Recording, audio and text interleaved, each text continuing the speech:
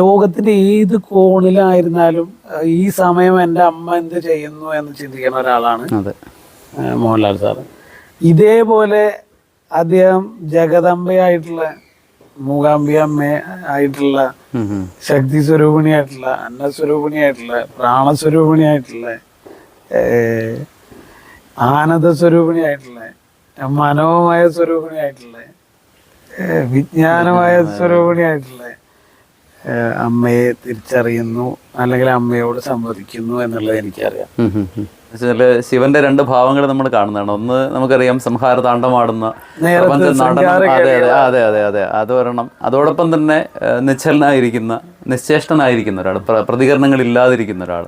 അപ്പൊ ഈ രണ്ട് ഭാവങ്ങളുടെ ഒരു സമ്മിശ്ര ഭാവം നമുക്ക് ലാൽ എന്ന് പറയുന്ന, അല്ലെങ്കിൽ മോഹൻലാൽ എന്ന് പറയുന്ന മഹാനടനിൽ നമുക്ക് കാണാൻ. അല്ല, അതുകൊണ്ടാണല്ലോ ഞാൻ മഹാദേവൻ. അതെ അതെ തീർച്ചയായിട്ടും. ഞാൻ ഇപ്പൊ അങ്ങ് പറഞ്ഞ ആ കാര്യം കൂടി പറയാം.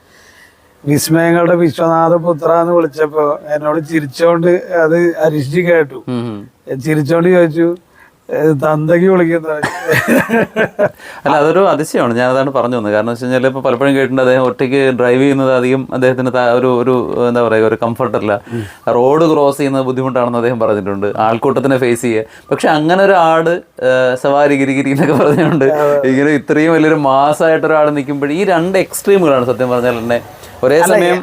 ഈ എക്സ്ട്രീമുകളാകുന്നത് കൊണ്ടാണല്ലോ അദ്ദേഹം മഹാദേവൻ. അതെ അതെ അതെ അതാ ഞാൻ പറഞ്ഞു. ഞാൻ ഇദ്ദേഹത്തിന് മഹാദേവന്റെ പ്രതിരൂപമായിട്ടുള്ള ഏറ്റവും കൂടുതലുള്ള മനുഷ്യ അവതാരം അംശം എന്ന് പറയാം. ആയുർവേദ ചികിത്സ ചെയ്യണമെന്നൊക്കെ ആൾക്കാർ ചോദിക്കാം. മോഹൻലാൽ ആയുർവേദ ചികിത്സ ചെയ്യാൻ യോഗ്യതയുള്ള ആളാണ് എന്നാണ് ഗുരുനാഥൻ പറയാറ്. അത്ഭുതങ്ങൾ സംഭവിക്കാനുള്ളതാണ്, അത്ഭുതങ്ങൾ സംഭവിക്കുകയാണ്.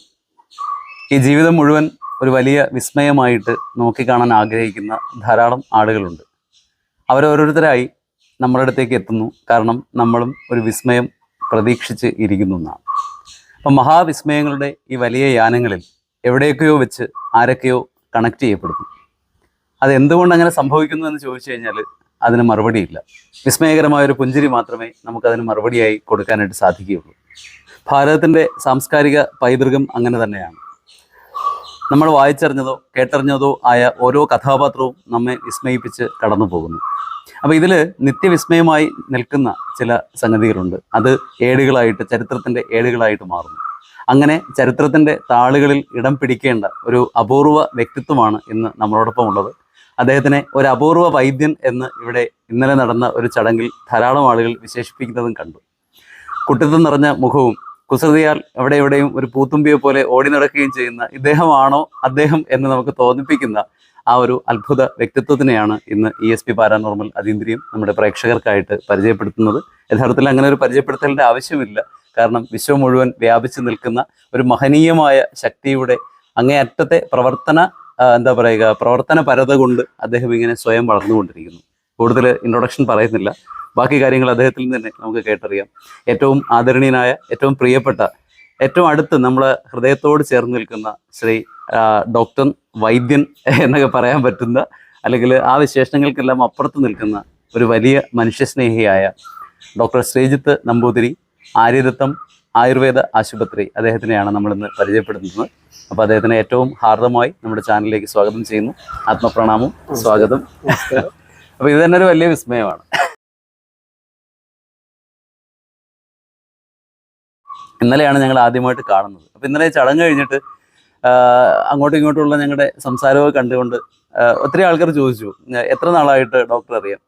ഞാൻ പറഞ്ഞു, ഞാൻ ഡോക്ടറെ അറിഞ്ഞത് ഇന്നലെയാണ്. ഞാൻ അറിഞ്ഞിട്ടില്ല, ആക്ച്വലി ഇന്നലെ കണ്ടത് ഇന്നലെയാണ്. അപ്പോൾ ഒരു ടിപ്പ് ഓഫ് ദ ഐസ്ബർഗ് എന്ന് പറയുന്ന പോലെ ഈ മനുഷ്യൻ നമ്മെ വല്ലാതെ വിസ്മയിപ്പിച്ചുകൊണ്ടിരിക്കുകയാണ്. അപ്പോൾ ഇന്നത്തെ കാലം നമുക്കറിയാം വളരെ ആസുരികമായ, യാന്ത്രികമായ ഒരു കാലമാണ്. അപ്പോൾ അവിടെ എപ്രകാരത്തിലാണ് അങ്ങേക്ക് ഈ അയത്ന ലളിതമായിട്ട് ജീവിച്ചു പോകാൻ പറ്റുന്നത്? വളരെ രസകരമായിട്ടുള്ള ഒരു ഒരു ചെറിയ പൂത്തുമ്പിയെ പോലെ അങ്ങേക്ക് പറന്നു കിടക്കാൻ സാധിക്കുന്നത് എങ്ങനെയാണ്? ആദ്യമായിട്ട് ഞാൻ ഈ കാര്യങ്ങൾക്കൊക്കെ വിസ്മയങ്ങളുടെ വിശ്വനാഥന് നന്ദി പറയാം.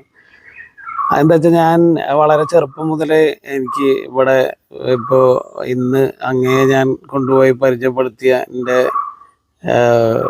മഹാദേവൻ, അതുപോലെ ഞാൻ വെള്ളത്തിലെ ശിവൻ എന്ന് വിളിക്കാൻ ഇഷ്ടപ്പെടുന്ന ആളാണ്. ഞാൻ എപ്പോഴും അങ്ങനെ പറയാറുള്ളൂ. അർദ്ധനാരീശ്വര സങ്കല്പത്തിലാണ് അവിടെ ദേവപ്രതിഷ്ഠ. അപ്പോൾ വളരെ കുട്ടിക്കാലത്ത് തന്നെ ഞാനൊരു മഹാദേവ ഭക്തനായിട്ട് തീരാൻ ചില കാരണങ്ങളുണ്ടായി. ഞാനതൊരു ഒരു പ്രത്യേക സന്ദർഭത്തിൽ ഒരു സർപ്പത്തിനെ കണ്ട് ഭയചകിതനാവുകയും, അപ്പോൾ നമ്മുടെ പൂർവികരായിട്ട് ഞാൻ ബഹുമാനിക്കുന്ന പ്രായം കൂടുതലുള്ള ആളുകൾ അവർ നമ്മളെ നയിച്ചത് ഇത്തരം കാര്യങ്ങൾ വരുമ്പോൾ നിങ്ങൾക്ക് ലോകത്ത് വരുന്ന പ്രശ്നങ്ങൾ, ലോഭം, ഈർഷ്യ, മതം, മാത്സര്യം, കാമം, ക്രോധം, ദുഃഖം, ഭയം മുതലായ സംഗതികളാണ്. അപ്പോൾ ഇങ്ങനത്തെ എന്ത് സംഗതികൾ വന്നാലും ഇതിനെ നശിപ്പിക്കാൻ നിങ്ങൾ മഹാദേവനെ പ്രാർത്ഥിച്ചാൽ മതി. പ്രത്യേകിച്ച് എൻ്റെ പരദേവത നരസിംഹമൂർത്തിയാണ്, അത് ഉഗ്ര നരസിംഹമാണ്. അപ്പോൾ ഉഗ്ര നരസിംഹം എന്ന് പറഞ്ഞാൽ പ്രഹ്ലാദനെ രക്ഷപ്പെടുത്തി നിൽക്കുന്ന ഒരവസ്ഥയിൽ ഉള്ള ഒരാളാണ്. അപ്പോൾ അദ്ദേഹത്തിനെ ശമിപ്പിക്കാൻ കൂടി വേണ്ടിയാണ് ഇവിടെ വെള്ളത്തിലെ ശിവൻ വന്നത് എന്ന് ഒന്നുകൂടി ഞാൻ അങ്ങനെ വിശ്വസിക്കുന്നത്. എൻ്റെ വ്യാഖ്യാനം അങ്ങനെയാണ്. ഇവിടുത്തെ പൂർവികർ പറഞ്ഞ കഥകളിൽ നിന്നൊക്കെ ഞാൻ വ്യാഖ്യാനിച്ചെടുത്തൊരു കാര്യം, ഒരു പക്ഷേ ഒരു പരിധിവരെ ഒരു ഗ്രാമത്തിൻ്റെ ഒരു ഇപ്പം അങ്ങ് പറഞ്ഞ വാക്കന്നെ ഞാൻ കടർത്തി പറയുകയാണെങ്കിൽ അയത്ന ലളിതമായ ഒരു പുനരുദ്ധാരണ പ്രക്രിയയ്ക്ക് സ്വാഭാവികമായിട്ടും മഹാദേവൻ ജലത്തോടു കൂടി, ഗംഗാപ്രവാഹത്തോടു കൂടി പ്രത്യക്ഷപ്പെട്ടതാവാം എന്നാണ് ഞാൻ വിശ്വസിക്കുന്നത്. അപ്പോൾ ഞാനെപ്പോഴും എൻ്റെ പരദേവതേനെ ഒന്ന് മനസ്സിൽ വിചാരിച്ചിട്ട് ആണ് എപ്പോഴും അവിടെ മഹാദേവനെ പോയി തൊഴാറുള്ളത്. അതങ്ങനെ കുട്ടിക്കാലം മുതൽക്കേ ഇങ്ങനെ ഒത്തിരി പ്രാവശ്യം നമ്മളിങ്ങനെ പ്രാർത്ഥിക്കുക, ജപിക്കുക, പിന്നെയും പോവുക, ജപിക്കുക, അങ്ങനെയൊക്കെ ഒരു ഒരു പ്രയാണം ആരംഭിക്കുന്നത് ശരിക്കും അങ്ങനെയാണ്. അതെ അതെ അതെ. ഓം നമഃ ശിവായ. ഓം നമഃ ശിവായ. ഓം നമഃ ശിവായ.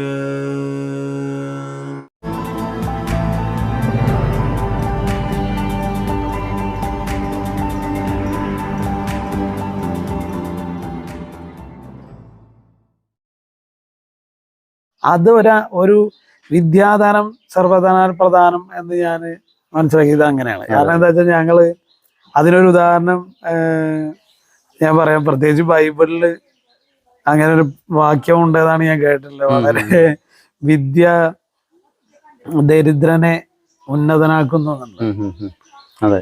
അപ്പൊ അതിന് ഏറ്റവും വലിയൊരു ഉദാഹരണമായിട്ട് ഞാൻ നേരിട്ട് കണ്ടിട്ടുള്ള ഒരു കാഴ്ച, ഈ വലിയ വലിയ ആൾക്കാർ, K M Mani sir, Mohanlal sir, അല്ലെങ്കിൽ രാജ്കുമാർ സാറ്, അങ്ങനെ ഒത്തിരി വലിയ വലിയ മഹാരഥന്മാര് എൻ്റെ ഗുരുനാഥനെ കാണുമ്പോൾ വളരെയധികം ബഹുമാനിക്കാറുണ്ട്.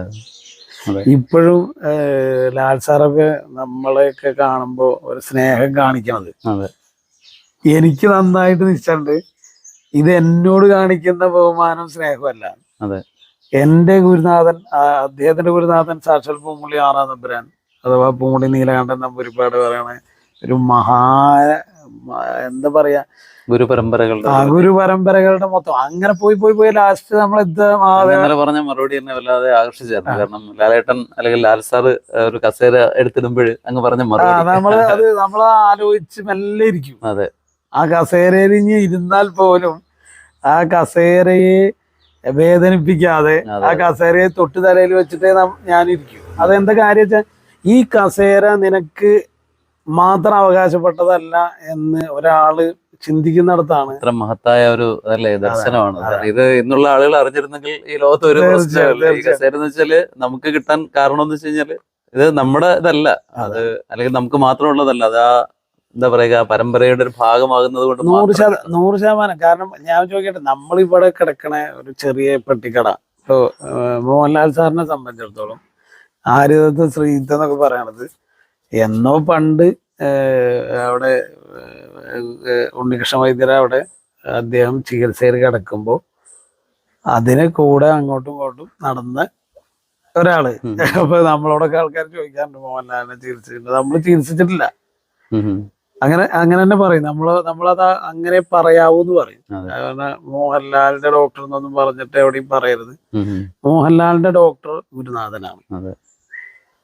അപ്പൊ ഗുരുനാഥന്റെ കൂടെ നടക്കാൻ ആ സമയത്ത് കുറച്ച് സമയങ്ങളിൽ, വളരെ കുറച്ച് സമയങ്ങളിൽ നമുക്ക് നമുക്ക് ആ ഭാഗ്യം ഉണ്ടായിട്ടുള്ളൂ. അപ്പൊ ആ സമയങ്ങളിൽ ഗുരുനാഥന്റെ കൂടെ നടക്കാൻ, ഗുരുനാഥന്റെ മാനേജ്മെന്റിന്റെ ഭാഗത്തു നിന്നായാലും ഗുരുനാഥന്റെ മൊത്തം ടീമിന്റെ ഭാഗത്തു നിന്നായാലും നമുക്കൊരു അവസരം കിട്ടി എന്ന് പറയുന്നത് തന്നെ ഞാനൊക്കെ പറയാ മഹാഭാഗ്യാണ്. എന്തോ ഞാൻ പറഞ്ഞില്ലേ, ഞാനതാ പറഞ്ഞത്, എന്നെ സംബന്ധിച്ചിടത്തോളം ഞാൻ ഇനി മോഹൻലാലിന്റെ കാര്യത്തിൽ കിടക്കാം അല്ലേ. അപ്പോൾ ഈ 1986 ഞാനൊരു 8-9 വയസ്സ്, കാരണം ഞാൻ 1978 പ്രൊഡക്റ്റാണ്. അപ്പോ ആ സമയത്ത് കുഞ്ഞാറ്റക്കിളികൾ എന്ന് പറഞ്ഞിട്ടൊരു സിനിമ ഇറങ്ങി. 86 87 എനിക്ക് ഓർമ്മയില്ല. ഈ കുഞ്ഞാറ്റക്കിളികൾ സിനിമയില് ഒരു അച്ഛനും അമ്മയും മരിച്ച സോമന്റെ മക്കളാണ് അന്നത്തെ നമ്മുടെ എന്താ രാമേന്ദ്രൻ, കള്ളിക്കാടാണോ മറ്റേ അന്നൊരു രാമേന്ദ്രൻ എന്ന് പറഞ്ഞിട്ട് നടണ്ടായിരുന്നു. പിന്നെ അദ്ദേഹം സീരിയലിലൊക്കെ ഉണ്ടായിരുന്നു. ഈ രാമേന്ദ്രൻ സാറാണ് ഈ സോമന്റെ യഥാർത്ഥ മകനായിട്ട്. സോമൻ മോഹൻലാലിന്റെ മകനാണ്. മോഹൻലാൽ അത് സുകുമാരി അമ്മയുടെ മകനാണെന്നാണ് എന്റെ ഓർമ്മ. കാരണം ഈ സോമന്റെ പെങ്ങളുടെ മകനാണ്. അങ്ങനെ ഇവർ രണ്ടുപേരും നല്ല കമ്പനിയാണ്. പക്ഷെ ഈ ചേട്ടൻ പുള്ളി ഒരു ജോലിയൊക്കെ കിട്ടി വേറൊരു സ്ത്രീനെ പ്രേമിച്ച് കല്യാണം കഴിച്ചു. അത് സോമനെ എതിർപ്പ്. സോമൻ എന്ന് പറയുന്ന അച്ഛൻ കഥാപാത്രത്തിന് എതിര് ആണത്. അങ്ങനെ ഇയാളെ വീട്ടിൽ കയറ്റിയില്ല. അങ്ങനെ ഇദ്ദേഹത്തിന് 4 മക്കളുണ്ടായി. ആ കഥയൊന്നും നമ്മളെ കാണിക്കില്ല. പക്ഷെ അവരുടെ ആക്സിഡന്റ് പെട്ട് ഈ ഭാര്യയും ഭർത്താവും മരിച്ചു. ഈ കുട്ടികൾ അനാഥരായി. അങ്ങനെ ആ ഫോൺ വന്നതിന്റെ അടിസ്ഥാനത്തിലാണ് ഈ അനന്തരവനായിട്ടുള്ള മോഹൻലാൽ എന്ന് പറയുന്ന ആള് അവിടെ പോയി ആ കുട്ടികളെ കൊണ്ട് ഈ നാട്ടിലേക്ക് വന്ന് സോമന്റെയും സുകുമാരി അമ്മയൊക്കെ താമസിക്കുന്ന തറവാട്ട് വീട്ടിൽ താമസിക്കുന്നതാണ് കഥ. പക്ഷെ അതിൽ മോഹൻലാൽ എന്ന നടൻ ഉപയോഗിച്ചിരിക്കുന്ന മാനറിസങ്ങള്, മോഹൻലാലിന്റെ ചലനങ്ങള്, മോഹൻലാലിന്റെ ഡാൻസ് പാടുന്ന, ഡാൻസ് ചെയ്യുന്ന, അവരുടെ പാട്ടുപാടി ഡാൻസ് ചെയ്യുന്ന രംഗങ്ങള്, പിന്നെ ചെരിഞ്ഞിട്ടുള്ള നടത്തം, പിന്നെ സൗമ്യമായിട്ടുള്ള ശബ്ദം. അപ്പൊ ഇത്തരം കാര്യങ്ങളൊക്കെ എനിക്ക് വളരെ ഫെമിലിയർ ആയിട്ട്, എനിക്കൊക്കെ പറയുമ്പോ കണ്ണിൽ വെള്ളം അറിയും. അതെന്താ വെച്ചാ നിങ്ങള് ജീവിതത്തിൽ അനുഭവിക്കാതെ പോകുന്ന, ചെറുപ്പകാലത്ത് അനുഭവിക്കാതെ പോകുന്ന കാര്യങ്ങൾ മറ്റുള്ള ആള് ചെയ്ത് കാണിക്കുന്ന കാണുമ്പോൾ സ്വാഭാവികമായിട്ട് നമുക്ക് അയാളോടൊരു താല്പര്യം തോന്നാം. അപ്പൊ എൻ്റെ ആ കുട്ടിക്കാലത്തെ മനസ്സിൽ ഈ മനുഷ്യൻ കയറിക്കൂടി. അപ്പൊ അവിടുന്ന് അങ്ങോട്ട് പിന്നെ എന്താ വെച്ചാൽ ഇദ്ദേഹത്തിനെ കാണണം, എന്തെങ്കിലും കാണും അങ്ങനെ. പിന്നെ ഞാൻ പറഞ്ഞില്ല, ഞാൻ ഈ മഹാദേവന്റെ ഭക്തനായതുകൊണ്ട് എനിക്ക് 100% വിശ്വാസമാണ് ഈ ഇദ്ദേഹം എന്റെ മുന്നിൽ വന്നേ മതിയാവും. കാരണം ഞാനത് മഹാദേവനോട് പറഞ്ഞ എന്താ പറയാ നിവേദനാണ്. അത് ഇവിടെ മന്ത്രിമാരോട് കൊടുക്കുന്ന നിവേദനം പോലെയല്ല. അപ്പോ ഇവിടുത്തെ മന്ത്രിമാർ എന്റെ നിവേദനം സ്വീകരിക്കാതിരുന്നിട്ടില്ല ഇതുവരെയും. അപ്പൊ അതല്ല ഞാൻ പറഞ്ഞു. പക്ഷെ ഒരു സാധാരണ ഒരു മനുഷ്യൻ എന്നുള്ള രീതിയിൽ ഞാൻ കൊടുത്ത ഒരു നിവേദനം മഹാദേവൻ തള്ളിക്കളയില്ല. കാരണം ഞാൻ ഏറ്റവും സാധാരണക്കാരനായിട്ടാണ് മഹാദേവന്റെ മുന്നിൽ നിൽക്കാറുള്ളത്. അപ്പൊ സ്വാഭാവികമായിട്ടും, കാരണം ഞാൻ ആ സാധാരണക്കാരനാണെന്ന് നമുക്കറിയാം. അപ്പൊ ഇത് ഞാനിങ്ങനെ എന്നും പ്രാർത്ഥിക്കുന്ന ഒരു കാര്യമാണ്. ഞാനിത് ഉറച്ചു വിശ്വസിച്ചു. ഒരു ദിവസം ഇത് എന്തായാലും മറ്റേ സംഭവിക്കുന്നൊക്കെ ഉറപ്പിച്ച് ഞാനിങ്ങനെ നടന്ന് കുറെ കാലം ഞാൻ അതിന് വേണ്ടി ചെരുപ്പ് തേഞ്ഞു. കാരണം ഈ 6-ാം തമ്പുരാൻ എന്ന് പറഞ്ഞൊരു സിനിമയുടെ ഷൂട്ടിങ് അന്ന് കുളപ്പോണ മനയിൽ നടക്കും. അപ്പൊ ആ സമയത്ത് ഇതേപോലെ മറ്റേ ഇവിടുത്തെ ആൾക്കാരൊക്കെ ഇങ്ങനെ നമ്മളിങ്ങനെ കേൾക്കുമല്ലോ. മോഹൻലാലിനെ പറ്റി ഇങ്ങനെ ആലോചിക്കണ ആൾക്കാര് മഹാദേവനെ പറ്റി ആലോചിക്കണ പോലെയാണ്. മോഹൻലാലിനെ പറ്റി എല്ലാ വിവരവും അറിയും. അപ്പൊ സ്വാഭാവികമായിട്ട് അദ്ദേഹം വന്നു പോയിട്ട് നമ്മൾ കാണാൻ പോയി നമുക്ക് ഉള്ളിൽ കയറാൻ പറ്റിയില്ല. ഈ ഒളപ്പമണ്ണ മനയുടെ മതിൽക്കെട്ടിനകത്തേക്ക് പ്രവേശനമില്ല എന്ന് പറഞ്ഞ് നമ്മൾ മടക്കി വിട്ടു. വളരെ ദുഃഖത്തോട് കൂടിയിട്ടാണ് നമ്മൾ കാരണം നമ്മളന്ന് മറ്റേ വളരെ ബുദ്ധിമുട്ടി ആണ് അങ്ങോട്ട് പോയത്, പുഴയൊക്കെ കടന്ന്. അപ്പൊ ഇത് കാരണം അന്ന് റോഡൊന്നും ആയിട്ടില്ല.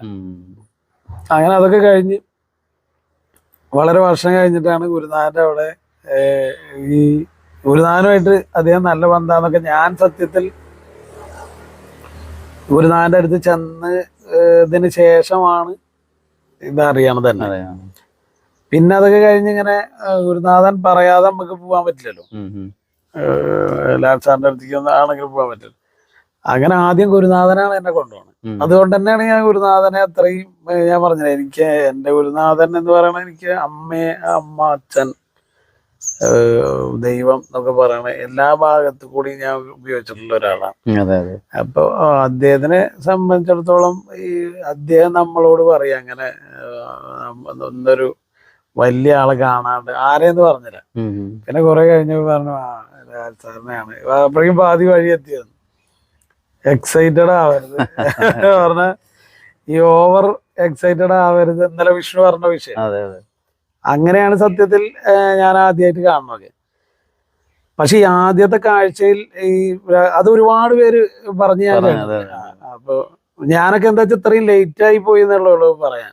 കാരണം നമ്മളതൊരു കാണുന്ന കാലത്തൊന്നും ഇങ്ങനെ സോഷ്യൽ മീഡിയയോ ഇപ്പൊ യൂട്യൂബോ അല്ലെങ്കിൽ ഇൻസ്റ്റാഗ്രാമോ വാട്സപ്പോ ഒന്നും ഇല്ലാത്ത കാലമാണല്ലോ, ഫേസ്ബുക്ക് ഒന്നും. അപ്പൊ നമ്മൾ ഈ കണ്ടതും ഇതൊന്നും നമുക്ക് ഫോട്ടോ എടുത്ത് വെക്കാനും കൂടി മറ്റേ അന്ന് സൗകര്യങ്ങളില്ല. അന്ന് എൻ്റെ അടുത്ത മറ്റേ നോക്കിയയുടെ ഒരു 3310 എന്തൊരു ഫോണാണ്. അപ്പൊ ഈ ഒരു നമ്മളെ അത്ഭുതപ്പെടുത്തിയത് എന്താ വെച്ചാൽ എന്നോട് സാറ് അനവധി വർഷങ്ങളായിട്ട് പരിചയമുള്ള പോലെ എന്നോട് പറഞ്ഞു ഇങ്ങനെ ഡോക്ടർ ശ്രീജിത്ത് അല്ലേ? അതെ പറഞ്ഞു ഞാൻ. അപ്പൊ എന്നോട് ഒത്തിരി നാളായി ഗുരുനാഥൻ പറയുന്നു, ഗുരുനാഥൻ പറഞ്ഞ് ഞാൻ കേൾക്കാറുണ്ട്. ഇനിയിപ്പോ ഗുരുനാഥൻ പറയുന്നുണ്ടോ സാറ് കേൾക്കാറുണ്ടോ എന്നുള്ള ഒന്നല്ല വിഷയം. അപ്പൊ നമ്മളോടത് പറയുമ്പോ നമുക്കൊരു സന്തോഷം ഉണ്ടാവും എന്നുള്ള ആ സന്തോഷമാണ് സാറിന് വേണ്ടത്. ഇതുകൊണ്ടാണ് ഞാൻ എല്ലാവരിലും മഹാദേവാംശം ഉണ്ട്, പക്ഷെ മോഹൻലാലിന്റെ അതൊരു 65% ഞാൻ പറയും. ഇപ്പൊ നമ്മളിലൊക്കെ ഒരു 50% അല്ലെങ്കിൽ 35% എങ്കിൽ മോഹൻലാൽ എന്ന വ്യക്തിയിൽ ഈ മഹാദേവ അംശം ഒരു 65%. 35% ഉള്ളൂ അദ്ദേഹം. അപ്പൊ അദ്ദേഹം ഈ ഭൂമിയിലേക്ക് വന്നത് തന്നെ ഞാനൊരു പ്രാവശ്യം വെറുതെ തമാശ മട്ടില് ചികിത്സക്ക് ഇരിക്കണ ആ കാലത്ത് എനിക്ക് എന്താ വെച്ചാൽ 10-28 ദിവസമൊക്കെ എൻ്റെ ഒക്കെ എനിക്കിങ്ങനെ ഒപ്പിരിക്കാൻ പറ്റി. അപ്പൊ ആ സമയത്ത് കാരണം ഗുരുനാഥൻ ആൾക്കാരെ നോക്കാനൊക്കെ ഉണ്ടാവും, പിന്നെ വേറെ കുറെ കാര്യങ്ങളുണ്ടാവും, അനവധി തിരക്കുകളുണ്ടാവും. അപ്പൊ ആ സമയത്ത് നമ്മളോട് ആയിരിക്കും അദ്ദേഹത്തിനെ ഒന്ന് കൈകാര്യം ചെയ്യാൻ, അദ്ദേഹത്തിനെതിരെ ആവശ്യമുണ്ടെങ്കിൽ ഒന്ന് നോക്കിക്കോളൂ കേട്ടോ എന്ന് പറയുന്നത്. അപ്പൊ ആ ഒരു സമയത്ത് നമുക്ക് ഒരുപാട് സമയം സാറിനെ കിട്ടും. അപ്പൊ നമ്മൾ ചോദിച്ചിട്ടുണ്ട് സാറിന് ഈ ജോലി അല്ലായിരുന്നെങ്കിൽ എന്ത് ചെയ്ത. സാറ് പറഞ്ഞ രസകരമായ മറുപടി എന്താ വെച്ചാൽ അതിനെ കുറിച്ചിട്ട് പോലും സാർ ആലോചിച്ചിട്ടില്ല. ഞാൻ എന്താ പറയാന്ന് വെച്ചാൽ ഒരാള് ഒന്നിനെ കുറിച്ചും ആലോചിക്കാതെ ഇരിക്കുക എന്ന് പറഞ്ഞാൽ അത് മഹാദേവന്റെ അനുഗ്രഹമാണ്. തീർച്ചയായും. അപ്പോ കാരണം ഞാനങ്ങനെ ഒരാളാണ്. അപ്പൊ നമ്മളോട് ആൾക്കാർ ചോദിക്കും എന്താണ് ലാൽ സാറിന് ഇത്ര ഇഷ്ടം, അല്ലെങ്കിൽ എന്താണ് ഇങ്ങനെ ഡോക്ടർ എന്ത് പറയുമ്പോഴും മഹാദേവൻ മോഹൻ. ഇപ്പൊ ഇവിടെ സിനിമക്കാര് പറയാറുണ്ട് 2 എംസ് എന്ന് പറയാറുണ്ട് അല്ലെ, മമ്മൂട്ടിയും മോഹൻലാലും പറഞ്ഞു. എനിക്ക് 2 എംസേ ഉള്ളൂ, പക്ഷെ എന്റെ എംസ് എന്ന് പറയുന്നത് മോഹൻലാലും മഹാദേവൻ. പിന്നെ ഈ ഒരു അതിന് കാരണം എന്താ വെച്ചാൽ എന്നെ അത്ഭുതപ്പെടുത്തിയിട്ടുള്ളത് അദ്ദേഹം ഈശ്വരീയാംശം അത്രയും കൂടുതലുള്ളവർക്ക് ഒരു സെറ്റിലുള്ള എല്ലാവരെയും ഇപ്പൊ ഞാൻ ആ കാലഘട്ടത്ത് എല്ലാ സെറ്റിലും വേണമെങ്കിൽ സെറ്റ് നിറങ്ങി തന്നെ പറയാം. അവരുടെ മോഹൻലാൽ സാറിന്റെ എല്ലാ സെറ്റിലും എന്തെങ്കിലും ഒരു കാരണം ഉണ്ടാക്കി ഗുരുനാഥനെ കൊണ്ട് എന്തെങ്കിലും ഒരു എന്തെങ്കിലും ഒരു കാരണം ഉണ്ടാക്കും ഞാൻ.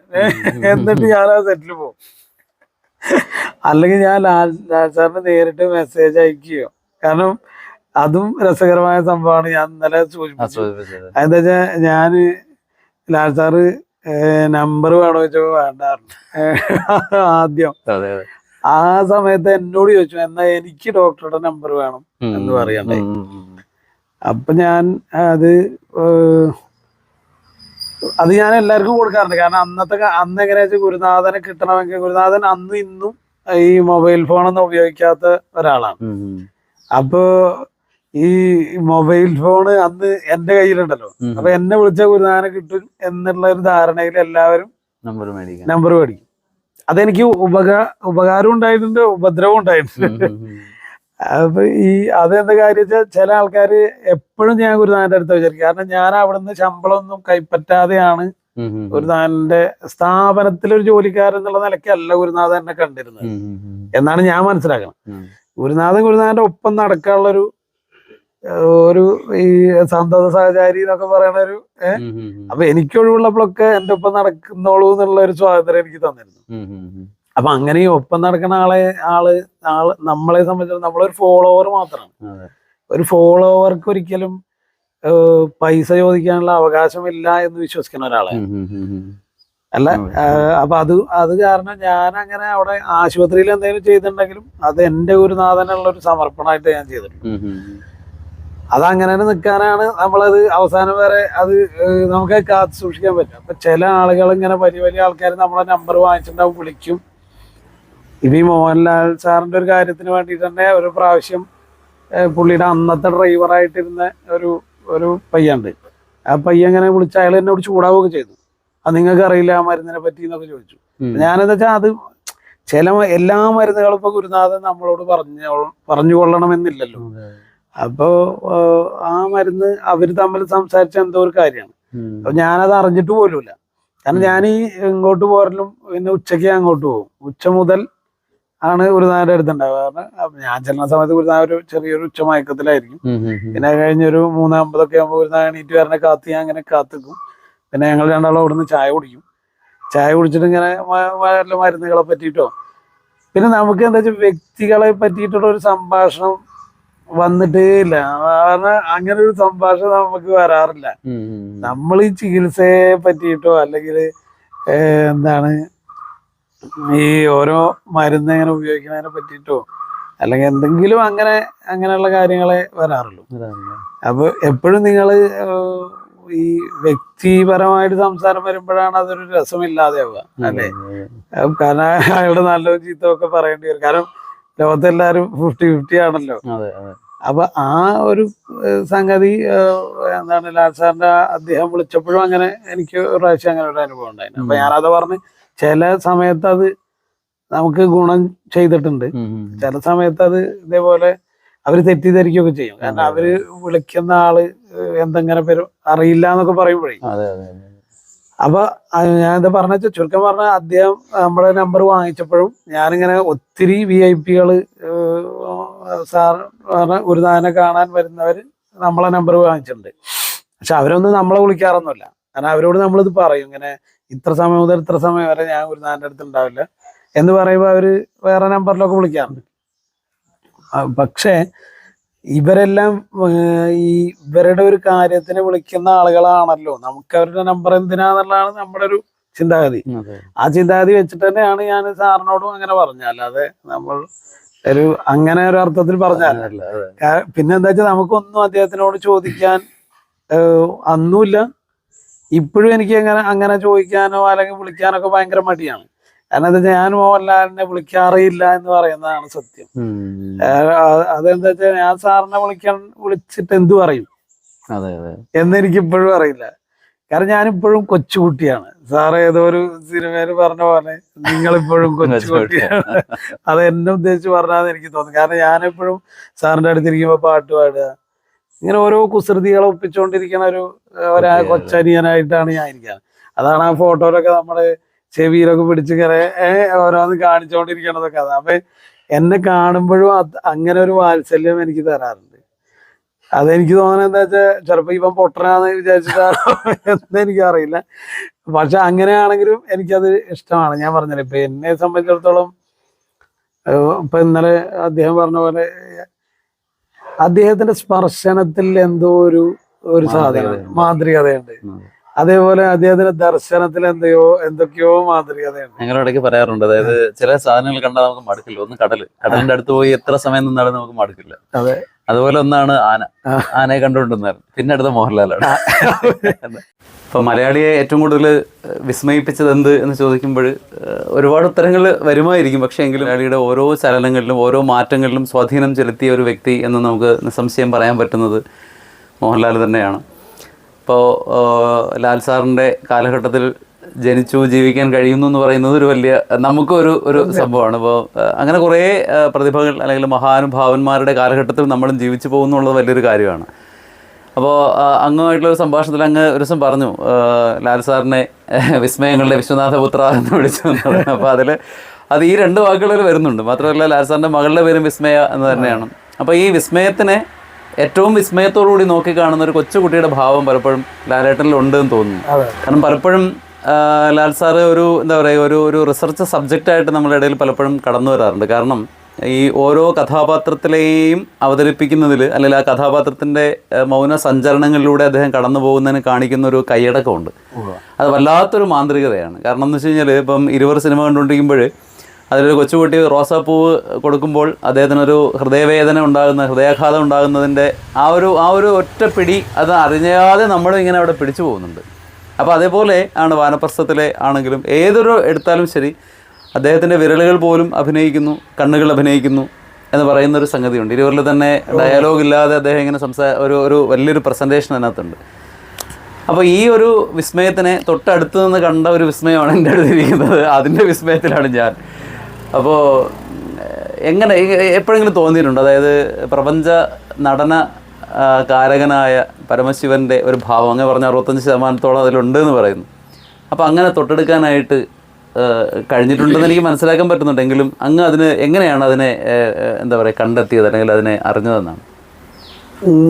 നമ്മൾ ഈ ചികിത്സയുടെ ഭാഗമായിട്ടൊക്കെ വരുമ്പോഴാണല്ലോ നമുക്ക് കൂടുതൽ അടുത്തറിയാൻ പറ്റുക. അതെ.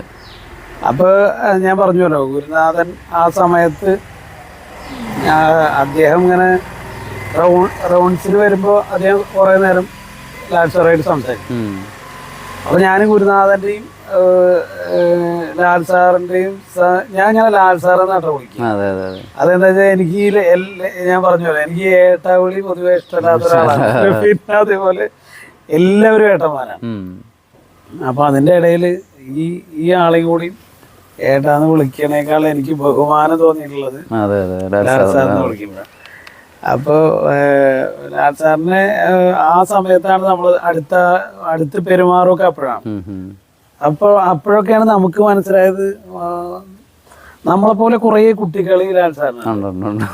അപ്പൊ അത് കൂടുതലൊരു നമ്മളെ കുറച്ചും കൂടി അദ്ദേഹത്തേക്ക് അടുപ്പിക്കുമല്ലോ. കാരണം ഒന്നിനെയും സീരിയസ് ആയിട്ട് എടുക്കാതിരിക്കുക. അഥവാ ഒരു ജോലിക്കാരന് ഒരു തെറ്റ് പറ്റിയാൽ അയാളെ കുറ്റപ്പെടുത്താതിരിക്കുക. അതേപോലെ സ്വന്തം ജോലിക്കാരോട് പോലും സാറ് ഒരു ചാടി കളിച്ച് സംസാരിക്കുന്നത് ഞാൻ അതുവരെ കണ്ടിട്ടില്ല. അഥവാ അതിനെയൊക്കെ സാറ് ഭയങ്കരമായിട്ട് ഭയങ്കരം എന്ന് പറയാൻ പാടില്ല, ഭയം ജനിപ്പിക്കുന്നതാണ്. വളരെ നല്ല രീതിയിൽ അവരുടെയൊക്കെ വിഷയങ്ങളെ കൈകാര്യം ചെയ്യാനുള്ള സാറിൻ്റെ കഴിവ്. പിന്നെ സാറ് അമ്മയിൽ വിശ്വസിക്കുന്ന ആളാണ്. അപ്പൊ അത് സാറ് പ്രത്യേകിച്ച് BSPനോട് പറയാൻ എനിക്ക് ഭയങ്കര ഇഷ്ടമാണ്. കാരണം അമ്മയ്ക്ക് വേണ്ടി ജീവിതം ഒഴിഞ്ഞു വെച്ചൊരു മകനാണ്. ഏകദേശം അങ്ങയുടെ ഒരു സമാന ചിന്താഗതി. പിന്നെ അദ്ദേഹത്തിന്റെ തിരക്കുകൾ കാരണം അങ്ങനെ അറ്റൻഡ് ചെയ്യാൻ പറ്റില്ല. എങ്കിലും ലോകത്തിന്റെ ഏത് കോണിലായിരുന്നാലും ഈ സമയം എൻ്റെ അമ്മ എന്ത് ചെയ്യുന്നു എന്ന് ചിന്തിക്കുന്ന ഒരാളാണ് അതെ മോഹൻലാൽ സാറ്. അതേപോലെ എൻ്റെ അമ്മയെ എവിടെ അമ്മയെ അമ്മയെന്ന് വിളിച്ച് സംസാരിക്കും. പിന്നെ ലാൽ സാറിന് അമ്മ ഇപ്പോൾ വയ്യാതിരിക്കുകയാണ് കുറേ വർഷമായിട്ട്. പക്ഷെ അമ്മ പറയുന്നതെല്ലാം ലാൽ സാറിന് മനസ്സിലാവും. അപ്പൊ ഈ അതൊരു ഏത് മകനും ചെയ്യണതാന്നൊക്കെ വേണമെങ്കിൽ നമുക്ക് പറയാം. പക്ഷെ ഇതേപോലെ അദ്ദേഹം ജഗദംബയായിട്ടുള്ള മൂകാംബിക അമ്മ ആയിട്ടുള്ള ശക്തി സ്വരൂപിണിയായിട്ടുള്ള അന്നസ്വരൂപിണിയായിട്ടുള്ള പ്രാണസ്വരൂപിണിയായിട്ടുള്ള ആനന്ദ സ്വരൂപിണിയായിട്ടുള്ള മനോമയ സ്വരൂപിണിയായിട്ടുള്ള വിജ്ഞാനമായ സ്വരൂപിണിയായിട്ടുള്ള അമ്മയെ തിരിച്ചറിയുന്നു, അല്ലെങ്കിൽ അമ്മയോട് സംവദിക്കുന്നു എന്നുള്ളത് എനിക്കറിയാം. അതും എൻ്റെ അദ്ദേഹത്തിനോടുള്ള ആരാധനയിൽ ഒരു കാരണമായിട്ടുണ്ട്. അതെ അതെ. ആർട്ടിസ്റ്റ് നമ്പൂതിരി അദ്ദേഹം പറഞ്ഞിട്ടുണ്ട്. കാരണം വെച്ചാൽ ലാൽ സാർ അദ്ദേഹത്തിന് ഒരു പണി കൊടുത്തു എന്നാണ്. വളരെ ശ്രമകരമായിട്ടുള്ള ത്രിപുരസുന്ദരിയുടെ ചിത്രം വരയ്ക്കാൻ വേണ്ടിയുള്ളൊരു. അതെ. അതേപോലെ ആർട്ടിസ്റ്റ് നമ്പൂതിരി ഒരുപാട് ചിത്രങ്ങൾ അദ്ദേഹത്തിന് വരച്ചു കൊടുത്തിട്ടുണ്ട്. പിന്നെ അവര് തമ്മിൽ അത്രയും അങ്ങനത്തെ ഒരു സൗഹൃദം. ആ സൗഹൃദത്തിന്റെ ഒരു സാക്ഷ്യ പാത്രമായിട്ടുള്ള ആൾ കൂടിയാണ് വിജേഷ് മാഷ്. ഇവിടെ വന്ന് നമ്മളെ പരിപാടിക്കൊക്കെ പങ്കെടുത്തു. അപ്പൊ ഈ നമ്മളിത് പറഞ്ഞു വന്നത് എന്താ വെച്ചാൽ പിന്നെ നമ്മൾ അറിയാതെ നമ്മൾ ബന്ധപ്പെടുന്ന ആൾക്കാരൊക്കെ ലാൽ സാറുമായിട്ട് കണക്റ്റഡ് ആയിട്ട് വന്നു എന്നുള്ളത് എനിക്ക് ജീവിതത്തിൽ അങ്ങനെയുണ്ട്. അതുപോലെ ലാൽ സാറിന് നല്ല ബന്ധമുള്ള കുറെ സുഹൃത്തുക്കൾ എന്നോടും വളരെ അടുപ്പം കാണിക്കുന്നു, ബഹുമാനം കാണിക്കുന്നു, അല്ലെങ്കിൽ സ്നേഹം കാണിക്കുന്നു, പരിഗണന കാണിക്കുന്നു. അതാണ്. അപ്പൊ ലാൽ സാറിൽ പിന്നെ നമുക്ക് തോന്നിയിട്ടുള്ള ഒരു കാര്യം ദർശനം, ഞാൻ പറഞ്ഞില്ലേ, ദർശന സ്പർശന പ്രശ്നേഹി പരീക്ഷേദ രോഗിയാണെന്നാണ്. രോഗിയെ പരീക്ഷിക്കാൻ ദർശനം സ്പർശനം ഇൻട്രോഗേഷൻ ചോദ്യങ്ങൾ ചോദിച്ചിട്ടൊക്കെയാണ്. പക്ഷെ സാറ് മുന്നിലിരിക്കുന്ന ഏതൊരു വ്യക്തിനെയും ആദ്യം ദർശനത്തിലൂടെ കീഴ്പ്പെടുത്തി കളയും. പിന്നെ ഇദ്ദേഹം സ്പർശനത്തിലൂടെ കീഴ്പ്പെടുത്തി കളയും. കാരണം മീൻസ് ഞാൻ സ്പർശനം എന്ന് ഉദ്ദേശിച്ചത് മനസ്സുകൊണ്ടുള്ള ഒരു സ്പർശനം. അതൊരു കൊച്ചു കുട്ടിയെ പോലും അങ്ങനെയാണ്. അതേപോലെ ഒരാളെ പരിചയപ്പെട്ടാൽ അയാളുടെ എല്ലാ A to Z കാര്യങ്ങൾ ചോദിക്കും. പക്ഷെ സാധാരണ ആളുകൾ ഇതെല്ലാം മറന്നു പോകും. അയ്യോ വൈഫ് അന്ന് എന്തായിരുന്നു എന്നാ പറഞ്ഞ. കാരണം അവരിത് വെറുതെ ഉപരിതലത്തിൽ മാത്രമേ ചോദിക്കണുള്ളൂ. നേരെ മറിച്ച് സാറിനെ എന്തുകൊണ്ടാണ് ഈ 65% നമ്മൾ പറഞ്ഞാൽ, സാർ ഇത് ഈ ആളെ പിന്നെ കാണുമ്പോ ഇത് നിങ്ങളുടെ ഭാര്യ ഇപ്പോഴും അവിടെ തന്നെ വർക്ക് ചെയ്യണമെന്ന് ചോദിക്കുമ്പോ അയാൾക്ക് ഉണ്ടാവണൊരു അത്ഭുതമുണ്ട്. ആ അത്ഭുതം ഞാൻ അടുത്തുനിന്ന് കണ്ടിട്ടുണ്ട്. പിന്നെ ഞാൻ പറഞ്ഞില്ലേ, പ്രശ്നങ്ങളെ കൈകാര്യം ചെയ്യുന്ന രീതി നമ്മളെ അധികം ഹഠാത് ആകർഷിച്ചിട്ടുണ്ട്. ഞാനൊക്കെ അടുത്തുള്ള സമയത്തൊക്കെ ഒരുപാട് വിഷയങ്ങൾ നടന്നിരുന്ന ഒരു കാലഘട്ടത്തിൽ കൂടിയായിരുന്നു അന്ന് സാർ. സുകുമാർ അഴീക്കോട് എന്തൊക്കെയോ സാറിനെ പറ്റി അങ്ങനെ പറയുക, സംസാരിക്കുക, അങ്ങനെയൊക്കെ ഉണ്ടായിരുന്നു. അപ്പോഴൊന്നും സാറ് അങ്ങനത്തെ കാര്യത്തിലൊക്കെ വളരെ സംയമനത്തോടു കൂടി ഇടപെടുന്ന അത്യപൂർവം ചില ആളുകളിൽ പെട്ട ഒരാളാണ്. ഒരിക്കലും സ്പോണ്ടേനിയസ് ആയിട്ട് മോഹൻലാൽ എന്താ പ്രതികരിക്കാത്തതാണ് ആൾക്കാർ ചോദിക്കുന്നത്.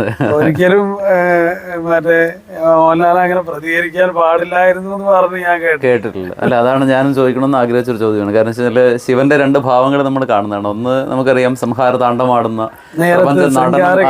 അതെ അതെ അതെ അത് വരണം. അതോടൊപ്പം തന്നെ നിശ്ചേഷ്ടനായിരിക്കുന്ന ഒരാൾ, പ്രതികരണങ്ങളില്ലാതിരിക്കുന്ന ഒരാൾ. അപ്പോൾ ഈ രണ്ട് ഭാവങ്ങളുടെ ഒരു സമ്മിശ്ര ഭാവം നമുക്ക് ലാൽ എന്ന് പറയുന്ന, അല്ലെങ്കിൽ മോഹൻലാൽ എന്ന് പറയുന്ന മഹാനടനിൽ നമുക്ക് കാണാൻ. അല്ല, അതുകൊണ്ടാണല്ലോ ഞാൻ അതെ അതെ തീർച്ചയായിട്ടും ഞാൻ ഇപ്പൊ അങ്ങ് പറഞ്ഞ ആ കാര്യം കൂടി പറയാം. വിസ്മയങ്ങളുടെ വിശ്വനാഥ പുത്ര എന്ന് വിളിച്ചപ്പോ എന്നോട് ചിരിച്ചോണ്ട് അത് അരിഷ്ടി കേട്ടു. ചിരിച്ചോണ്ട് ചോദിച്ചു, തന്തയ്ക്ക് വിളിക്കുന്ന പറഞ്ഞു, അമ്പട കേമ സണ്ണിക്കൂട്ടാതെ പറഞ്ഞു. അതേപോലെ അമ്പട കേമ ചുമ്മാ സൂത്രത്തിൽ തന്തയ്ക്ക് വിളിക്കുന്നു. അപ്പൊ എന്താ ഈ തന്തയ്ക്ക് വിളിക്കുന്നോ എന്ന് ചോദിക്കുമ്പോ പോലും നമ്മളോടുള്ള സ്നേഹവാത്സല്യങ്ങള് വളരെയധികം. പിന്നെ നമ്മൾ അതിലൊക്കെ ശ്രദ്ധിക്കാറുള്ള ഒരു കാര്യം എന്താ വെച്ചാൽ, ഒന്നാമത്തെ കാര്യം എനിക്കൊന്നും വേണ്ടാത്ത ആളാണ്. അത് ഭംഗി സംഗതി എടുക്കട്ടെ എന്ന് ചോദിക്കുമ്പോ ഞാൻ വേണ്ടാന്ന് പറയാം. അതേപോലെ കാരണം ഇതൊക്കെ ഒരു ഉത്തരവാദിത്തമാണ്. നാളെ വേറൊരാള് എന്തിനാണ് എന്നെ പറ്റി അങ്ങനെ പറഞ്ഞതെന്ന് ചോദിച്ചാൽ നമ്മളിപ്പോ ലാൽ സാറിനോടായാലും മറുപടി പറയണ്ടേ. അപ്പൊ ഈ അത്തരം കാര്യങ്ങള് സ്വാഭാവികമായിട്ട് ഇങ്ങനെ സംഭവിച്ചു പോയതാന്ന് ഇഷ്ടപ്പെടാനാണ് എനിക്കിഷ്ടം. അതെ അതെ. അല്ല, അതൊരു അതിശയമാണ്. ഞാൻ അതാണ് പറഞ്ഞു വന്നത്. കാരണം വെച്ച് കഴിഞ്ഞാൽ ഇപ്പോൾ പലപ്പോഴും കേട്ടിട്ടുണ്ട് അദ്ദേഹം ഒറ്റയ്ക്ക് ഡ്രൈവ് ചെയ്യുന്നത് അധികം അദ്ദേഹത്തിന് ഒരു എന്താ പറയുക, ഒരു കംഫർട്ടല്ല. റോഡ് ക്രോസ് ചെയ്യുന്നത് ബുദ്ധിമുട്ടാണെന്ന് അദ്ദേഹം പറഞ്ഞിട്ടുണ്ട്, ആൾക്കൂട്ടത്തിനെ ഫേസ് ചെയ്യുക. പക്ഷെ അങ്ങനെ ഒരു ആട് സവാരി ഗിരിഗിരി എന്നൊക്കെ പറഞ്ഞുകൊണ്ട് ഇങ്ങനെ ഇത്രയും വലിയൊരു മാസമായിട്ട് ഒരാൾ നിൽക്കുമ്പോൾ ഈ രണ്ട് എക്സ്ട്രീമുകളാണ് സത്യം പറഞ്ഞാൽ തന്നെ ഒരേ സമയം. ഈ എക്സ്ട്രീമുകളാകുന്നത് കൊണ്ടാണല്ലോ അദ്ദേഹം മഹാദേവൻ. അതെ അതെ അതെ, അതാ ഞാൻ പറഞ്ഞു. ഞാൻ ഇദ്ദേഹത്തിന് മഹാദേവന്റെ പ്രതിരൂപമായിട്ടുള്ള ഏറ്റവും കൂടുതലുള്ള മനുഷ്യ അവതാരം അംശം എന്ന് പറയാം. അത് ഞാൻ ആ വിശ്വനാഥപുത്ര. അതെ, മനസ്സിലായി. പക്ഷെ സാറിന്റെ അച്ഛന്റെ പേര് വിശ്വനാഥനാണ്. അപ്പൊ ഈ ഇതില് വിഷയം ഇത്രേ ഉള്ളൂ. നിങ്ങൾ ഈ രണ്ട് സംഗതിയുടെയും തുലനാവസ്ഥ കൈകാര്യം ചെയ്യാൻ ഒരാൾക്ക് സാധിച്ച അയാൾ തന്നെയാണ് മഹാദേവൻ. ഞാൻ അങ്ങനെ വിശ്വസിക്കുന്ന ആളാണ്. അല്ലാതെ ഒരാനന്ദം ഇല്ലാതെ എല്ലാവരോടും ആനന്ദം പറഞ്ഞു കൊടുത്തിട്ട് എന്ത് കാര്യം? ഇവിടെ കുറെ നമ്മളറിയണ കുറെ മറ്റേ സ്വാമി വേഷം പോണ്ട കുറെ ആൾക്കാരുണ്ട്. എല്ലാവരോടും ഒരു ഉപദേശമൊക്കെ പറയും.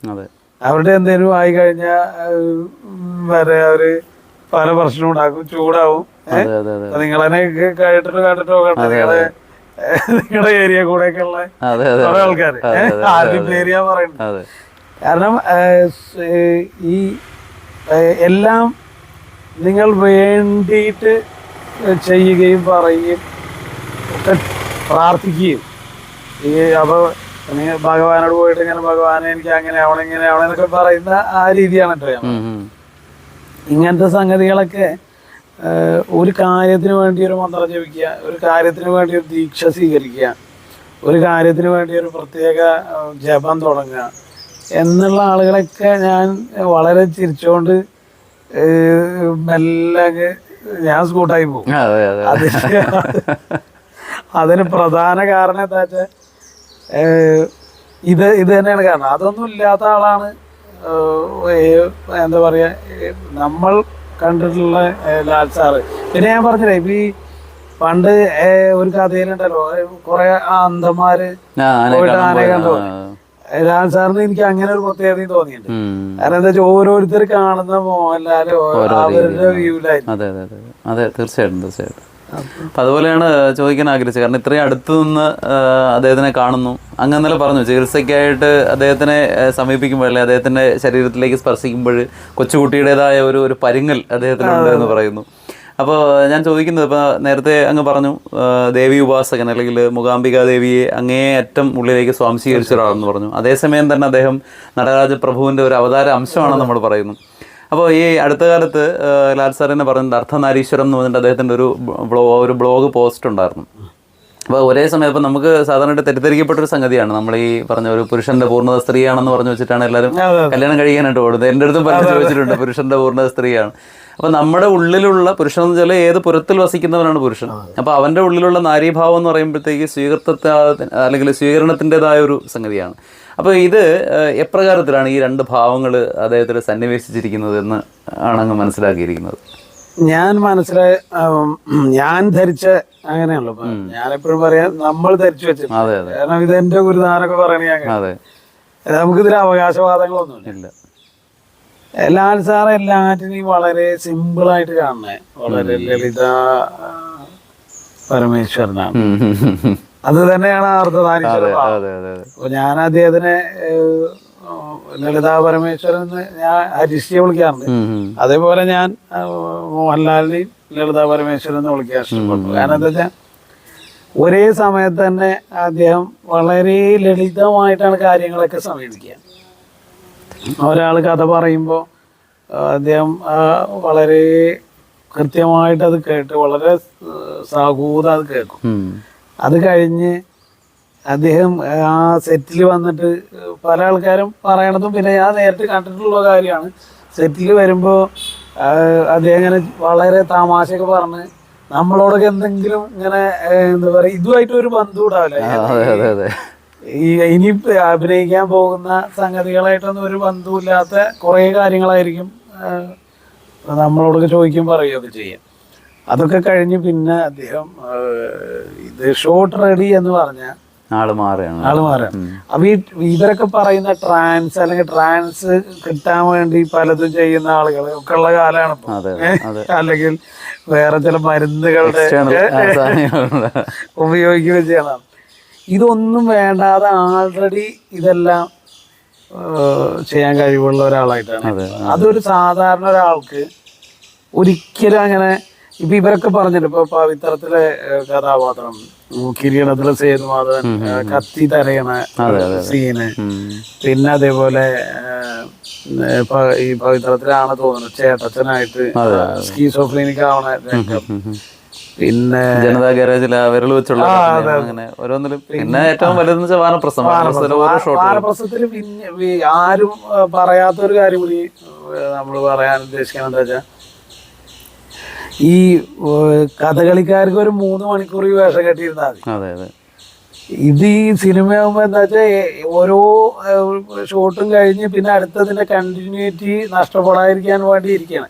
അങ്ങനെ 6 മണിക്കൂർ 8 മണിക്കൂറൊക്കെ ഈ മനുഷ്യൻ മൂത്ര ഒഴിക്കാതെ ഇരിക്കുക, അല്ലെങ്കിൽ ഈ തലയിൽ ഈ ഭാരൊക്കെ സഹിച്ചിരിക്കുക, ഇതൊക്കെ അന്നത്തെ ഒരു സൂപ്പർ സ്റ്റാർ ആയിട്ട് ഇരിക്കുന്ന ഒരാളും കൂടിയാണ് ചെയ്യുന്നത്. അല്ലെങ്കിൽ അദ്ദേഹം എന്ത് പറഞ്ഞാലും ഇപ്പോ മറ്റേ ഉള്ള ആളുകളെ അനുസരിക്കും അല്ലെ, അങ്ങനത്തെ ഒരു പൊസിഷനിലുള്ള ആൾ കൂടിയാണല്ലോ. പക്ഷെ അതൊന്നും അധികം ചെയ്യില്ല. അപ്പൊ നിങ്ങൾ ഏറ്റവും ഉന്നത അനിമ ഗരിമ ലരിമ മഹിമ പ്രാപ്തി പ്രാകാമ്യം ഈശിത്വം വശിത്വം, ഇതിനെയാണ് അഷ്ടസിദ്ധി എന്ന് പറയുന്നതാണ് ഞാൻ ധരിച്ചത്. ഇതിലെ എല്ലാ സാധനങ്ങളും എനിക്ക് തോന്നിയിട്ടുള്ള ആളാണ്. അപ്പൊ അല്ല, അദ്ദേഹത്തിന്റെ ഇന്റർവ്യൂല് പലരും അദ്ദേഹത്തിന് കൊടുക്കാനായിട്ട് ചില ചോദ്യങ്ങൾ ചോദിക്കാറുണ്ട്. പക്ഷെ ആ മറുപടി കേൾക്കുമ്പോൾ മറ്റേ ആൾ കംപ്ലീറ്റ് ആയിട്ട് അസ്തമിച്ചു പോകും. അപ്പൊ ഇടയ്ക്ക് ആരോ ചോദിച്ചു, അപ്പൊ അങ്ങ് ഇപ്പൊ ഇങ്ങനെ എന്താ മെലിഞ്ഞിരിക്കുന്നത്? അപ്പൊ അദ്ദേഹം പറയുന്നത് ഒരു സെക്കൻഡിൽ എടുക്കുന്നതിന് മുമ്പ് തന്നെ പറയണം, അപ്പൊ ഞാനിങ്ങനെ തടിക്കണമെന്ന് ആഗ്രഹിക്കുമ്പോ അങ്ങ് തടിക്കുന്നു, ചോദിച്ച അതെന്തുകൊണ്ടാന്ന് പറഞ്ഞാൽ അത് സാറിന്റെ എല്ലാ കാര്യങ്ങളും അങ്ങനെ. ഞാനിപ്പോഴും ഉറച്ചു വിശ്വസിക്കുന്നു. ഇപ്പൊ ആൾക്കാർ പറയും ഏതോ ഒരു കാലഘട്ടത്തിൽ സാർ അങ്ങനെ ചെയ്തു, ഇപ്പൊ സാറ് ചെയ്യുന്നില്ല എന്നൊക്കെ പറയും. അത് സാറ് പറയുന്ന വാക്കുകൾ തന്നെ നമ്മൾ കാണരുത്. കാരണം ഒരു കാലഘട്ടത്തിൽ സംഭവിക്കേണ്ടതല്ലേ സാർ സംഭവിക്കും. ആ സംഭവം വീണ്ടും തിരിച്ച് സംഭവിച്ച ഇതേ ആൾക്കാരെന്നെ പറയില്ല, അതിന്റെ റിപ്പീറ്റേഷൻ അല്ലേ. ഉത്സവത്തിൽ അദ്ദേഹം പറഞ്ഞിട്ടുണ്ട്, വർത്തമാനം ചെയ്യാൻ കഴിയുന്ന രീതിയിൽ വർത്തിക്കുന്നതാണ് വർത്തമാനം. അത് പോയി. അതുകൊണ്ടാണ് ഞാൻ ഇപ്പൊ തന്നെ സാറ് ചോദിച്ചു, ഇപ്പൊ കുറച്ച് മുന്നേ ഡോക്ടർ പറഞ്ഞതെന്ന് ഞാൻ പറഞ്ഞില്ല. നമ്മളതൊന്നും ഒന്നാമത് നമ്മളെ പോലുള്ള ഇങ്ങനത്തെ ഈ ആളുകൾക്ക് ഭ്രാന്തമായ ചിന്തയായിട്ട് തോന്നാം. ഇപ്പൊ ഓഷോനെ എത്ര പേര് അംഗീകരിക്കുന്നത്, എത്ര പേര് അംഗീകരിക്കില്ല.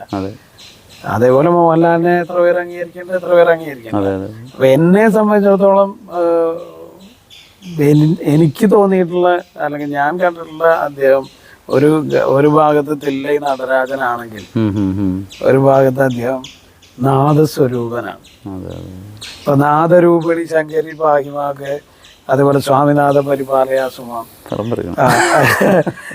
നഗുമോ, ഇതൊക്കെ വേറൊരാൾക്ക് മലയാള സിനിമയിലെന്നല്ല എനിക്ക് തോന്നുന്നു. ഇദ്ദേഹം വേൾഡ് ക്ലാസ് ആയിട്ട് എത്തേണ്ട ഒരാളാണ്. അപ്പൊ ഒരു പരിധി വരെ അവരൊക്കെ ആരൊക്കെ പറഞ്ഞു എന്നൊക്കെ പറഞ്ഞിട്ട് നമ്മൾ കേൾക്കണത് ഇദ്ദേഹം ലോകത്തിന്റെ ഈ അറ്റത്ത് ജനിച്ചു എന്നൊക്കെ പറഞ്ഞു. അതിലും നമ്മൾ വിശ്വസിക്കണില്ല. കാരണം അങ്ങനെയൊന്നുമില്ല. ഇപ്പൊ നമ്മളൊക്കെ അറിഞ്ഞില്ലേ, പിന്നെ എല്ലാ ആൾക്കാരും അറിഞ്ഞാലും അറിഞ്ഞില്ലെങ്കിലും ഇത് ഒരു വളരെ ഗിഫ്റ്റഡ് ആയിട്ടുള്ള ഒരു പേഴ്സണാലിറ്റിയാണ്. നമുക്ക് 100% അറിയാം. കാരണം അല്ലാത്തൊരാൾക്ക് ഞാൻ ചോദിക്കട്ടെ, നിങ്ങൾ ഇപ്പൊ സാറിന് തന്നെ അനുഭവം ഉണ്ടാവും. കാരണം എല്ലാവർക്കും എല്ലാ ഗുണങ്ങളും കൂടി നമ്മൾ കണ്ടിട്ടില്ലല്ലോ. ഇത് പിന്നെ ഒരു സഹായം ചെയ്യണത് അത് ഒരു കൈ അറിയാതെ അപ്പൊ അത്തരം കാര്യങ്ങളൊക്കെ നമ്മളെ അത്ഭുതം. അതുപോലെ തന്നെ വേദനിക്കുന്ന പല ആളുകളെയും കണ്ടിട്ട് പൊട്ടിക്കരയാറുണ്ട്. രഹസ്യമായിട്ടാണ് അത് ചെയ്യുന്നത്. പക്ഷെ അതൊക്കെ അങ്ങനെയുള്ള വൃത്തങ്ങളിൽ നിന്ന് പുറത്തു വന്ന ചില വാർത്തകളാണ്. നിസ്സാരമായൊരു മുണ്ടും കൊടുത്ത് മുറുക്കാൻ ചവച്ച് നടക്കുന്ന മറ്റൊരു മോഹൻലാൽ, നമ്മൾ ഈ കാണുന്ന എല്ലാ ഗരിമകളുടെയും താരപരിവേഷങ്ങളുടെയും അപ്പുറത്തുള്ള പച്ചയായ ഒരു മനുഷ്യനായിട്ട് പലപ്പോഴും കണ്ടിട്ടുണ്ട്. എന്തായാലും അതൊരു വലിയൊരു അത്ഭുതമാണ്. കാരണം പറഞ്ഞാൽ ഒരിക്കലും തീരാത്ത ഒരു വലിയൊരു ഇതിന്റെ മെമ്മറി കഴിയും. അതെ അതെ ഒരു ഉദാഹരണം കൂടി പറഞ്ഞ് നമുക്ക് ഈ ചർച്ച. അതെ അതെ അതെ. അതെന്താ വെച്ചാൽ ഞാനൊരു പ്രാവശ്യം ഇങ്ങനെ അദ്ദേഹത്തിന്റെ വീട്ടിൽ പോകേണ്ട ഒരു ആവശ്യം ഉണ്ടായ സമയത്ത് എൻ്റെ കൂടെ ഇങ്ങനെ ഒരു കുട്ടി കൂടി ഇവിടുന്ന് നാട്ടിൽ നിന്ന് ഒരു കുട്ടി കൂടി പോകുന്നത്. അപ്പൊ അദ്ദേഹം വണ്ടിയിൽ അദ്ദേഹം ഉണ്ടായി. അപ്പൊ ഞാൻ ഇതൊക്കെ പറഞ്ഞിരുന്നു. പക്ഷെ ലാൽ സാറ് അവിടെ എത്തിക്കഴിഞ്ഞപ്പോൾ സാറ് സ്വന്തം വീട്ടിലാണ്. സാറപ്പോൾ ഒരു സാധാരണ നാടൻ ആൾക്കാരുടെ പോലെയുള്ള ഒരാളാണ്. അതാണ് സാറിന് അടുത്ത നമുക്കുള്ള ഇഷ്ടം. സാർ ഒരിക്കലും മോഹൻലാലായിട്ട് ജീവിക്കാറില്ല. സാറ് ഒരു മനുഷ്യനായിട്ട് ജീവിക്കണം. അപ്പോ ആ മനുഷ്യത്വം ഉള്ള എല്ലാ മനുഷ്യനുള്ള എല്ലാ കാര്യങ്ങളും തന്നെയാണ്. അപ്പൊ അദ്ദേഹം ഇങ്ങനെ ഷർട്ടൊന്നും ഇടാതെയാണ് വാതിൽ തുറന്നത്. അപ്പൊ ഞാൻ പറഞ്ഞു ഇങ്ങനെ കാറിൽ വേറൊരാളും കൂടി ഉണ്ട്, അത് ഞാൻ മറന്നു, അപ്പൊ ഞാൻ ഷർട്ട് ഇട്ടിട്ട് വരാമെന്ന്. അപ്പൊ അതൊരു മറ്റേ നമ്മൾ അങ്ങനെയൊക്കെ ചിന്തിക്കണം. കാരണം കോൺഷ്യസ്, ഇപ്പൊ ഞാൻ ആളുകളെ എപ്പോഴും കോൺഷ്യസ് ആയിട്ടുള്ള ആളുകളും കോൺഷ്യസ് അല്ലാത്ത ആളുകളും ഞാൻ വേർതിരിക്കാറുണ്ട്. ഞാൻ ഒട്ടും കോൺഷ്യസ് അല്ലാത്ത ഒരാളാണ്. ഞാൻ ഇപ്പൊ സാറിനോട് ഈ മറുപടി പറയുന്നതൊക്കെ എന്റെ ശൈലി ഇങ്ങനെയാണ്. ഓക്കെ.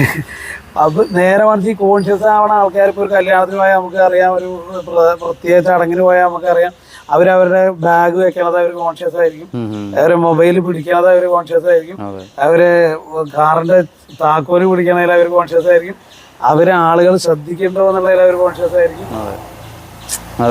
ഇതൊന്നും അല്ലാത്തൊരു മറ്റൊരാൾ ആയിട്ട് ജീവിക്കണ ഒരാളാണ് ഞാൻ.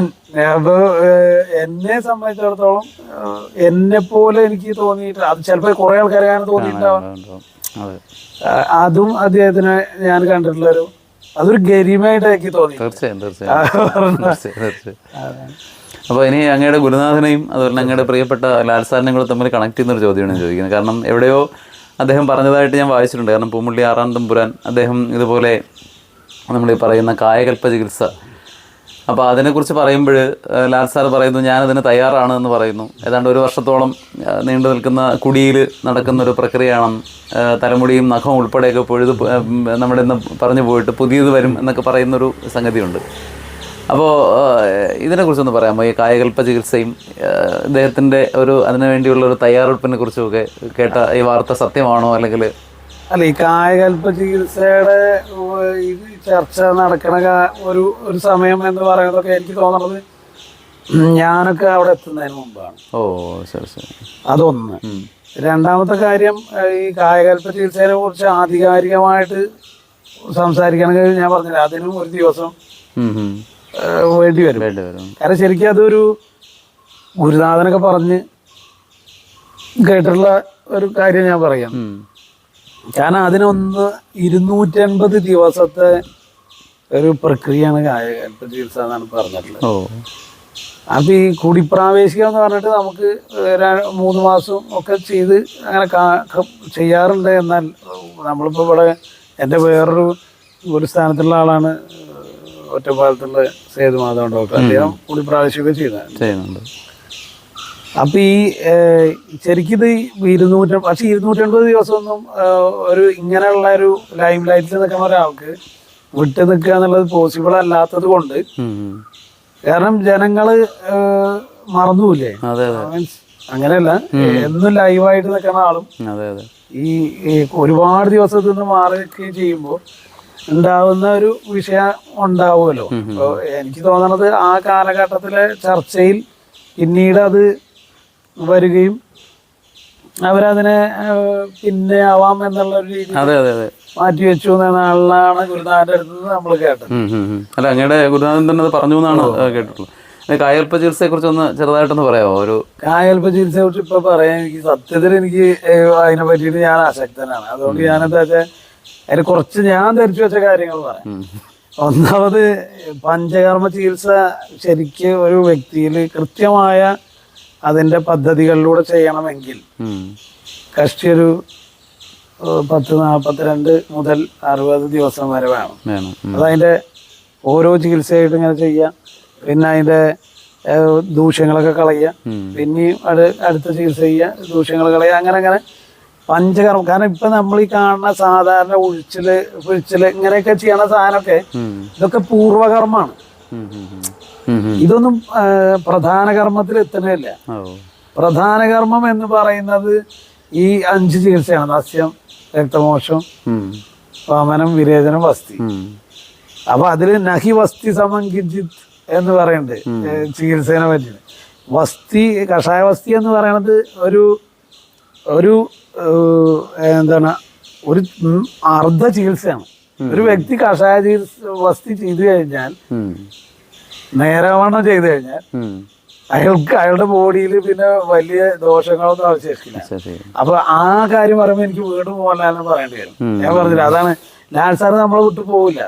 അതിന് കാരണം ഇതാണ്. കാരണം ഈ കേരളത്തില്, അത് ഞാനിപ്പോ പ്രേക്ഷകരെ കൂടി അറിയാൻ വേണ്ടി പറയണം, ഈ കേരളത്തിൽ ഇന്നേ തീയതി വരെ 15 വസ്തി തൻ്റെ ശരീരത്തിൽ ചെയ്ത ഒരാളും ഇപ്പൊ നിലവിൽ ജീവിച്ചിരിപ്പുണ്ടോ എന്ന് എനിക്കറിയില്ല.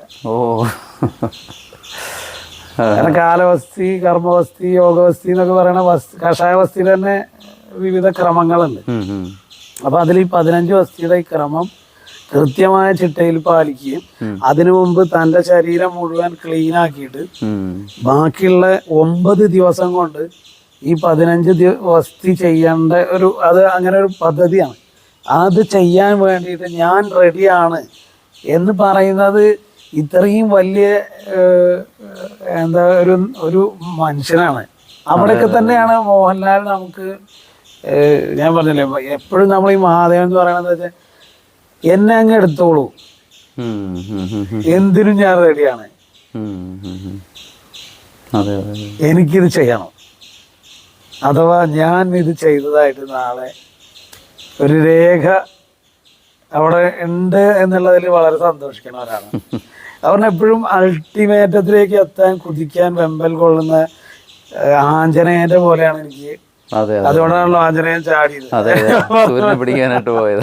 അപ്പൊ എപ്പോഴും നമുക്ക് തോന്നിയിട്ടുള്ള ഒരു കാര്യം എന്താ വെച്ചാൽ, അത് ചികിത്സാ പദ്ധതിയോടായാലും ഇപ്പൊ കഥകളി ഗോപിയാശാനൊക്കെ പറഞ്ഞു എന്ന് പറഞ്ഞിട്ട് ഇത് 6 വർഷം 12 വർഷമൊക്കെ പഠിച്ചിട്ടും ഇത് ഈ മര്യാദക്ക് ഇതിന്റെ ചലനങ്ങള്, അംഗചലനങ്ങള് ശരിയാവാത്ത ആൾക്കാരുണ്ടതാണ് ആശാനൊക്കെ പറഞ്ഞു.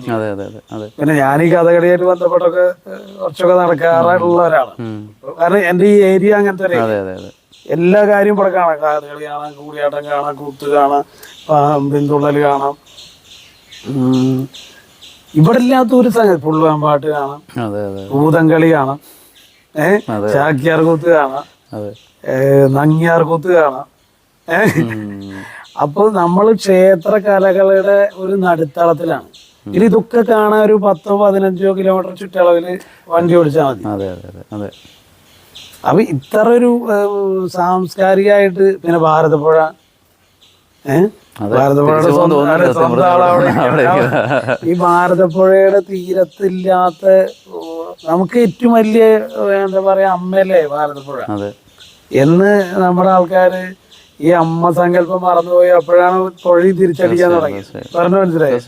അപ്പൊ ഈ ഒരു സംഗതി നമ്മുടെ ഈ ഏരിയനെ സംബന്ധിച്ചിടത്തോളം എല്ലാ കാര്യങ്ങളും ഇവിടെ ചുറ്റുവട്ടുണ്ട്. അപ്പൊ ഇത് സാറിന്റെ കാര്യത്തിൽ ഇത് പ്രത്യേകം പറയാൻ കാര്യം എന്താ വെച്ചാൽ, ഒരാള് ഇത്രയും തിരക്കുള്ള ഒരാള് ഞാനിത് മുഴുവൻ സഹിച്ചു ഇവിടെ കിടക്കാം. കാരണം നിങ്ങൾ ആലോചിക്കേണ്ട വിഷയം, ഈ ദിവസങ്ങളിൽ മുഴുവൻ ഇതിന്റെ പത്യാഹാരം എന്ന് പറയുന്നത് പാൽക്കഞ്ഞി മാത്രമാണ്. ഈ പാൽക്കഞ്ഞിയും കഴിച്ച് ഇത്രയും ദിവസം അത്രയും നല്ല ഒരു ഫീൽഡില് ഏറ്റവും നല്ല നിലയിൽ നിൽക്കണ ഒരാൾക്ക് പോലും ലക്ഷങ്ങളുടെ വിലയുള്ള ഇത് ചെയ്യാണ്. അപ്പൊ അത് വലിയ മോഹൻലാൽ എന്തുകൊണ്ട് ആയുർവേദ ചികിത്സ ചെയ്യണമെന്നൊക്കെ ആൾക്കാർ ചോദിക്കാം. മോഹൻലാൽ ആയുർവേദ ചികിത്സ ചെയ്യാൻ യോഗ്യത ഉള്ള ആളാണ്. എന്നാണ് ഗുരുനാഥൻ പറയാറ്. ഞാൻ ഗുരുനാഥന്റെ വാക്കുകൾ കടം എടുക്കുകയാണ്. അതെന്താ വെച്ചാൽ ആയുർവേദ ചികിത്സയ്ക്ക്, അത് ഗുരുനാഥൻ പറഞ്ഞിട്ട് ഞാൻ കേട്ടിട്ടുണ്ട്, ആയുർവേദ ചികിത്സയ്ക്ക് ഒരു സംസ്കാരമുണ്ട്. എല്ലാവർക്കും ഓടി വന്നിട്ട് ആയുർവേദ ചികിത്സ ചെയ്യാൻ പറ്റില്ല. കാരണം ആയുർവേദ ചികിത്സയുടെ സഹനശക്തി വളരെ കൂടുതലുള്ളവർക്ക് ഇത് പറ്റും. കാരണം ഒന്നാമത് ഇതിൽ കയ്പുള്ള മരുന്നുകളാണ് അധികം കൊടുക്കുക. ഇപ്പൊ ഞാൻ ഗുരുനാഥന്റെ സ്കൂൾ അല്ലെങ്കിൽ ഗുരുനാഥന്റെ സ്കൂൾ എന്ന് പറയുന്ന ആ സ്കൂളായിരിക്കുമല്ലോ അത്. അപ്പൊ അതാ ഞാൻ പറഞ്ഞ, നമ്മള് ശമനം, ശോധനം, സ്വസ്ഥീകരണം 3 തരത്തിൽ ചികിത്സിക്കാം. അതില് നമ്മൾ ഫോളോ ചെയ്യണത് ഈ ശോധനീയ ചികിത്സയാണ് നമ്മളൊക്കെ ഫോളോ ചെയ്യണം. അപ്പൊ അതിലെന്താ വെച്ചാ ഈ മനസ്സിനെ ശരീരത്തെ ശുദ്ധമാക്കുക എന്നുള്ള കർമ്മങ്ങൾ നടന്നുകൊണ്ടിരിക്കും. അപ്പൊ അത് ഒരു അപ്രോച്ച്